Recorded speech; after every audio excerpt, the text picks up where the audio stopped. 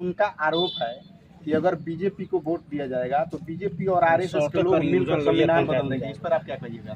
संविधान तो उसने बदला था, आपको मालूम हो, शायद आपको ध्यान है कि नहीं? जवाहरलाल नेहरू जी ने बदला था पहली बार। संविधान बदला था कि नहीं बदला था? हमने संविधान बदला नहीं है। हम बाबा साहब अम्बेडकर के 5 तीर्थों को पंचतीर्थ घोषित किया है।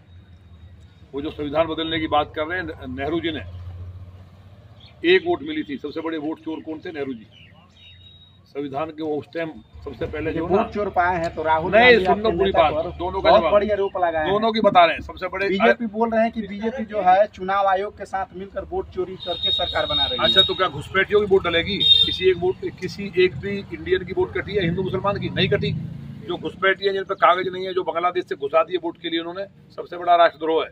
दिल्ली से भी माननीय गृह मंत्री अमित शाह जी ने माननीय मोदी जी के निर्देश पर वहां से खदेड़ने का काम किया है। आसाम से किया है। एक भी घुसपैठिया जो हमारे संसाधन पर आकर के डकैती डाल रहा है, लूट कर रहा है, हमारी जमीनें कब्जा कर रहा है और यहाँ आकर के गायों को काटना, पूरा संसाधन को नष्ट करना चाहता है और पूरे बिहार के अंदर इस्लाम का राज लाना चाहता है, एक घुसपैठिया बिहार में नहीं रहेगा। माननीय गृह मंत्री जी ने बोल दिया, प्रधानमंत्री जी ने बोल दिया खुद ने।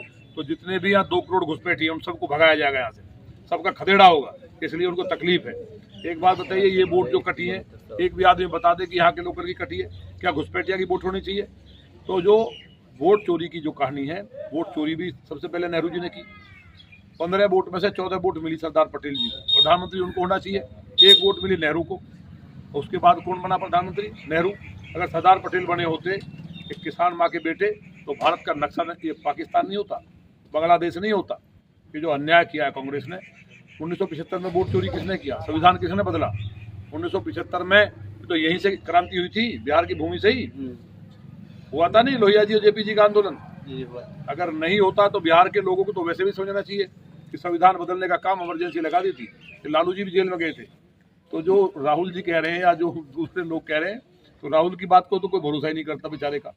वो तो क्या बोलने लगे, कहीं बता रहे हैं आलू से सोना बना लेते हैं, कभी कुछ बोलते हैं, तो उनकी बात को कोई गंभीरता से नहीं लेता। लेकिन जो हमारे राजद के जो यहाँ नेता हैं, लालू जी के पुत्र, वो चारा खा के किसी और को क्या छोड़ेंगे? जो भैंस का ही चारा नहीं छोड़ा, उनके पुत्र में भी राहुल गांधी का परछाई पड़ रहा है। वो भी। नमस्कार, मैं हूं रविंद्र कुमार रौनक और मेरे चैनल में आप सभी का स्वागत है। आज मैं हरसिद्धि प्रखंड के रामनगर में उपस्थित हूं। आज यहाँ भारतीय जनता पार्टी के उत्तर प्रदेश से आए हुए, सर आप किस विधानसभा से हैं?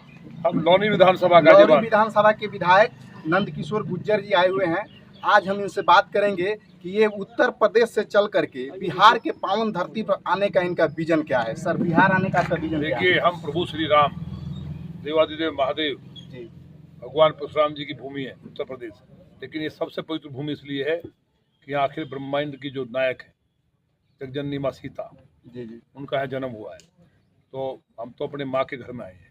बिहार के लोग राजनीतिक रूप से सबसे जागरूक माने जाते हैं पूरे हिंदुस्तान में। और जो माहौल यहाँ है जी, 2005 के बाद जिस तरह नीतीश जी ने और माननीय प्रधानमंत्री जो दुनिया के सबसे लोकप्रिय नेता है मोदी जी ने मिलकर के जो डबल इंजन की सरकार ने काम किया है, उससे मैं देखता हूँ एक व्यक्ति के चेहरे पर खुशी है। खास तौर से जो हमारी बहनें हैं, माताएं हैं, उनको जीविका दीदी के रूप में स्वयं सहायता समूह के लिए जो काम करने के लिए मौका दिया, उनको आत्मनिर्भर करने के लिए 10,000 रुपये कम एकदम डायरेक्ट उनके खाते में आए हैं। कोई बिचौलिया नहीं है। यही अगर कोई और देता, वो जो घूम रहे हैं दूसरे वाले, डकैती चोरी करवाने वाले, लूट करने वाले, चारा खाने वाले, वो लोग अगर होते तो क्या करते? अगर देता भी ना तो केवल 4,000 मिलता, 6,000 खा जाते। वो पेंशन को 400 से बढ़ा के 1,100 किया गया। हर व्यक्ति गरीब आदमी है, उसके इलाज के लिए बड़ी चिंता होती थी। कई बार घर में 100-200 रुपये नहीं होते, 5 लाख का कार्ड दे दिया, 4 करोड़ मकान बना दिए। शौचालय बहन बेटियों को जाना पड़ता था शौच के लिए खेत में, सामने से कोई मोटरसाइकिल आगे बीच में खड़ा होना पड़ता था। तो ये तमाम तकलीफ जो है। सर आएंगे थोड़ा, ये 10,000 वाली जो बात है, वो बोल रहे हैं कि ये 10,000 दिए हैं तो लेंगे, हम 2 लाख देंगे और नहीं लेंगे। इस पर आप क्या कहेंगे? अरे ये कुछ नहीं है, ऐसा कोई मतलब नहीं कि लेंगे, लेने का कोई मतलब नहीं। ये बेकार की बातें हैं, ये सब भ्रांति लोगों में फैलाने की बातें हैं। कभी दिया उन्होंने? क्या हमने किसान को सम्मान निधि दी? क्या उल्टी ली? बताइए, ली? नहीं ली। तो सारे किसानों को दे रहे हैं हमारे साथ।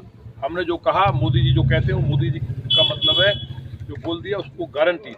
वो पत्थर की लकीर है।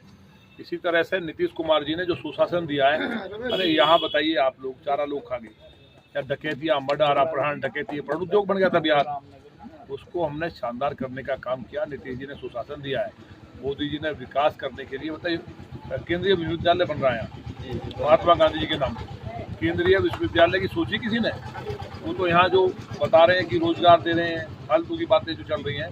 हर घर में एक रोजगार देने की बात कर रहे हैं। हाँ बिल्कुल, हर घर में रोजगार तो नहीं दिया उन्होंने कभी, पहले रहे उन्होंने किसी को रोजगार नहीं दिया, उनकी जमीन जरूर ले ली, अब घर और ले लेंगे उनके, उनका रोजगार वो देंगे, वो जो बोल रहे हैं ना, लेकिन वो ऐसा रोजगार देंगे कि लूट करने वाले, डकैती करने वाले हर घर में कोशिश करेंगे। घर घर तो कोई नहीं होंगे, बिहार बदल चुका है, लेकिन हर घर में 10 गुंडे देंगे, उन लोगों को लूटेंगे, तो रोजगार ही तो है। गरीब आदमी को लूट करके उनकी दुकान चलेगी, जो उनके कार्यकर्ता है, जो उनके कार्यकर्ता हैं वो लूट करेंगे, लोगों की मोटरसाइकिल छीनेंगे, किसी की गाड़ी छीन लेंगे, डकैतियां डलवाएंगे, मकान छीन लेंगे, जमीन छीनेंगे, तो रोजगार ही तो है। जो उनके गुंडे बदमाश है वो दोबारा सक्रिय होंगे, उन सबको रोजगार मिल जाएगा, बिहार बदहाल होगा, तो वो रोजगार उसकी बात कर रहे होंगे शायद।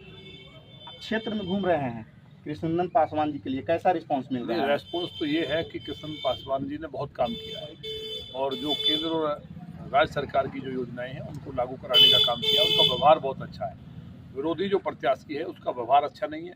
लोग शांति चाहते हैं, अमन चाहते हैं कि हमारी बहन बेटी रात के 12 बजे भी सोने से लद के आराम से घूम जाए। अब हम उत्तर प्रदेश से आए हैं, हमारे यहाँ हालात ये थे कि बेटियों छोड़ो बेटे नहीं निकल सकते थे शाम को 6 बजे के बाद, यही हालत बिहार के थे।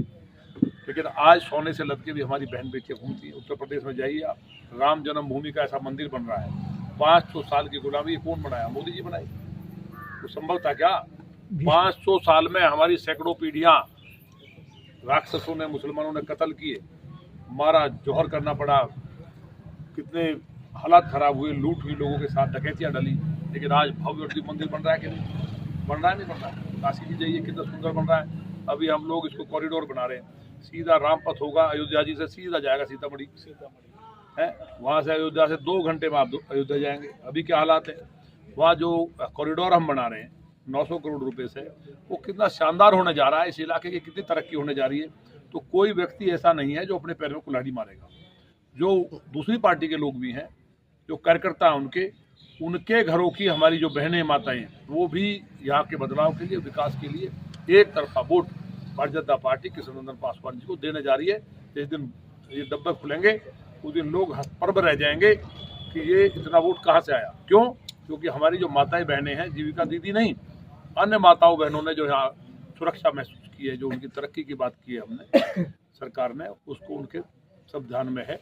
और यहाँ ऐतिहासिक एक रिकॉर्ड मतों के साथ कृष्णनंदन पासवान 50,000 वोट से ज़्यादा जीतने वाले हैं। अभी छठ पर्व था, हाँ। तो 12,000 ट्रेन चलाने की बात हुई थी, लेकिन वो चला नहीं कुछ कारणवश। लेकिन बहुत प्रॉब्लम हुई आने नहीं, में। बिल्कुल ट्रेन चला, सब लोग आए हैं, ऐसा कहीं नहीं है। ये भाषण देना अलग है, हमने ट्रेन भी चलाई, फ्लाइट भी हमने सस्ती की, रेट नहीं बढ़ने दिए।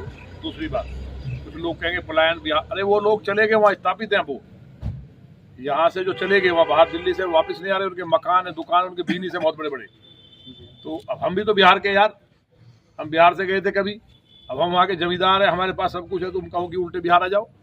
लेकिन जो बिहार के लोग हैं, जो यहाँ रह रहे हैं, जो वहाँ स्थापित हो गए, मुंबई को पूरा बिहार चला रहा है, मालूम आपको? नहीं, हाँ, बिहारी तो हर जगह है। नहीं, जगह नहीं है, हीरो भी हैं, उद्योगपति भी हैं, फ्लैट भी बना रहे हैं, जॉब भी कर रहे हैं, और अब बिजनेस भी कर रहे हैं। वहाँ बिहार के लोग, मुंबई में जाके देखिए आप, पूर्वांचल और बिहार के लोग बहुत हैं, लेकिन उनका कर दिए जाएंगे तो सारा जानता है, तो आंधी उड़ रही है। मैंने मोदी और नीतीश जी का पूरा बिहार में आंधी है। एक तरफा मुझे लगता है कोई सीट बड़े मुश्किल बचेगी जो विपक्ष के पास जाएगी, लेकिन यहाँ हमारा हरसिद्धि विधानसभा में एक रिकॉर्ड बनेगा। और वो आप जब 14 तारीख में वोट खुलेगा, हमारी बात को देखें, ताकि आप मालिक इस देश की हरसिद्धि विधानसभा के, यहाँ बदलाव हुआ है, तो यहाँ शानदार सुशासन आया है, लूट डकैती अपहरण बंद हुए हैं, और लोगों को यहाँ सड़कें मिली हैं, बिजली मिली है, रोजगार मिल रहा है, जीविका दीदियों को जो सीधा उनके खाते में गया है, जो यहाँ पेंशन की योजना, आयुष्मान कार्ड की योजना, मकानों की योजना है, अगर वो दी है तो यहाँ का आदमी, जितना भी यहाँ बहन भाई हैं, वो सबसे मेरा निवेदन हाथ जोड़ के कि मोदी जी का संकल्प है कि बिहार को हम लोग नंबर 1 बनाएंगे। उन्होंने बोला है कि अभी तक बीमारू राज्य से हम बाहर निकाल के लाए हैं, इस बार जब हम चुनाव जीतेंगे तो बिहार को हम लोग खूबसूरत राज्य बनाएंगे। चलिए।